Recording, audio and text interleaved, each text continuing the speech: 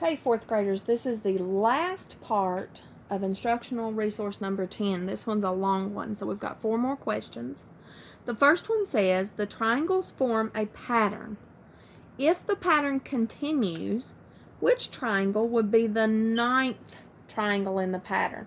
Now, normally we're looking for what comes next. Here we want the 9th. So we got to keep that in mind. If I were doing this on a test, I would highlight that 9th.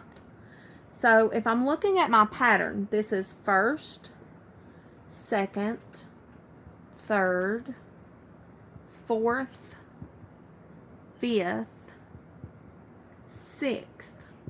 Okay? So that means I need 7th, 8th, and then 9th. So you can continue and draw the pattern out. I will show you an easier way though. First, find what's repeating. So if I look at these, makes me think of nachos.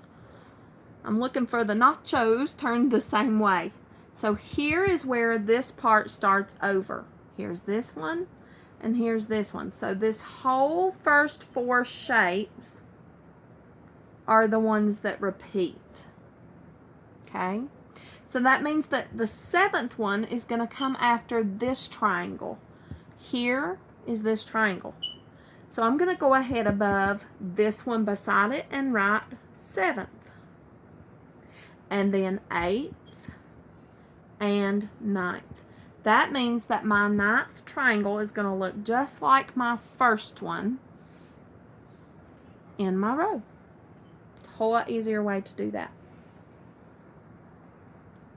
Okay, the next question is division. 65 divided by 4. Remember that the first number is going to go in the house. So 65 divided by 4. We want to follow each of our steps. Does meaning division, McDonald's multiplication, sale subtraction, cheese check it, and burgers bring down. Okay, so what am I dividing here? I'm going to look at this first number first. Because that first part of my dividend is bigger than my divisor, I don't have to use 2 digits. I can use just the 6. So I ask myself, how many times does 4 go into 6 without going over? 4 times 1 is 4. 4 times 2 is 8. That's too much, so I have to use 1. Multiply. 1 times 4 equals 4. Subtract. My remainder is 2. Is 2 less than 4? Yes, it is. So I can bring down. And I bring down my 5. 25 divided by 4. Well, I know that 4 times 3 is 12. 4 times 4 is 16. 4 times 5 is 20. Getting closer. 4 times 6 is 24. And 4 times 7 is 28. So that's too much. I have to use 6. 6 times 4 we said is 24. 24, taken away from 25 is 1. There's nothing left to bring down, so that tells me I'm finished. Don't forget to bring that remainder up and write it as a remainder though. A lot of you are forgetting to put your remainders in the Google Forms, and that's marking it wrong, because 16 times 4 is how I'm going to check this. And I'll show you why that is important. 4 times 6 is 24. If I carry my 2, 4 times 1 is 4 plus 2 more is 6. 64 is not the same as 65. We've lost 1 there. If that were a student, I'd be in very big trouble. You have to have that remaining 1 to equal the 65. So make sure you put your remainders in. If you're dividing with a calculator, you're going to get a decimal here.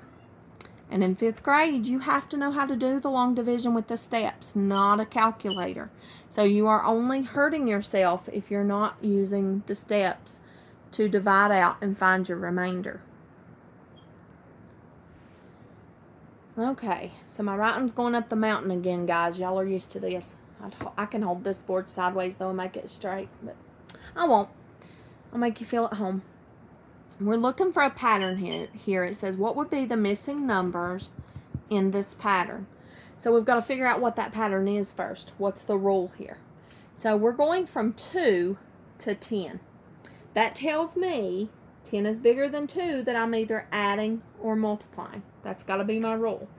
If I subtract or divide, I'm going to get a smaller number. Adding 2 plus 8 is 10. And multiplying 2 times 5 is 10. So it can be either one of those right now. The same rule has to apply if I'm going from 10 to 18 though. So if I go 10 plus 8, yeah, I'm going to get 18. But if I do 10 times 5, I'm going to get 50. So that means that times 5 cannot be my rule. It has to be plus 8. If that is true, then on this end where I know my numbers, 42 plus 8 has to be 50. 43, 44, 45, 46, 47, 48, 49, 50. And it is. So plus 8 is my rule. Now that I know my rule, I can add 18 plus 8, 19, 20, 21, 22, 23, 24, 25, 26. That gives me one blank. Plus 8 will give me the other blank. 27, 28, 29, 30, 31, 32, 33, 34. So the missing numbers are 26 and 34. Okay, guys, the last question on this instructional resource is one of our dreaded adding and subtracting fractions. These are ones you guys come back at me with every single time, so I wanted to throw one in here. This one is mixed numbers. We have whole numbers and fractions. Just like when we're adding a whole number and a decimal, a part of a fraction and a whole number, or a part of a number and a whole number as a decimal, we're going to add the parts first because those parts can equal up to a whole. So that's our smaller place value. So I do write mine vertically on my paper, and then I separate them like a T-chart so that I can focus on just that 2/3 plus 1/4. Now, focusing on just the fractions, 2/3 plus 1/4, I've taught you some steps to go by, and you can't see that, to remember how to add those fractions together. So the first step is to find your least common multiple, LCM. And I'm doing that because I want to find a common denominator between 3 and 4. I want to find a number that 3 and 4 both have as a multiple that I can change these fractions to without changing their value. So I start with my bigger number, 4 times 2 is 8. Because 4 times 1 is 4, it's already there. 4 times 3 is 12. 4 times 4 is 16. And 4 times 5 is 20. Remember, stop at 5 just till you make sure you haven't found your common multiple yet. 3 times 1 is 3. 3 times 2 is 6. 3 times 3 is 9. 3 times 4 is 12. Stop, Miss Grubb. We've gotten to 12. So that means that my common denominator will be 12. And I go ahead and write that for both of my fractions and my answer because my answer is going to have the same denominator. Then we ask ourselves, how do I get from 3 to 12? By multiplying or dividing. 3 times 4 is 12. If I multiply by 4 on the bottom, then I have to do the same on the top. 2 times 4 is 8. Whatever you do on the top, you do on the bottom. Whatever you do on the bottom, you do on the top. 4 times 3 is 12. So that means 1 times 3 gives me 3 as a numerator. Now I'm adding 8 twelfths plus 3 twelfths, which gives me 11 twelfths. That is not an improper fraction, so I will not add to my whole numbers. And then I have to say, okay, what about GCF? Do I need to do the GCF to simplify here? Well, remember, I'm going to go through my rules that Miss Grubb taught me first. If it has a 1 on top, it's already simplified. There's 11 on top. That's not the same as 1. If the numbers are back to back, it is simplified.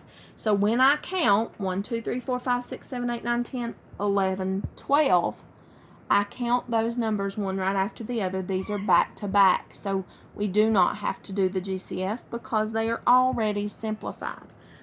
4 plus 3 is 7. So our final sum is 7 and 11/12.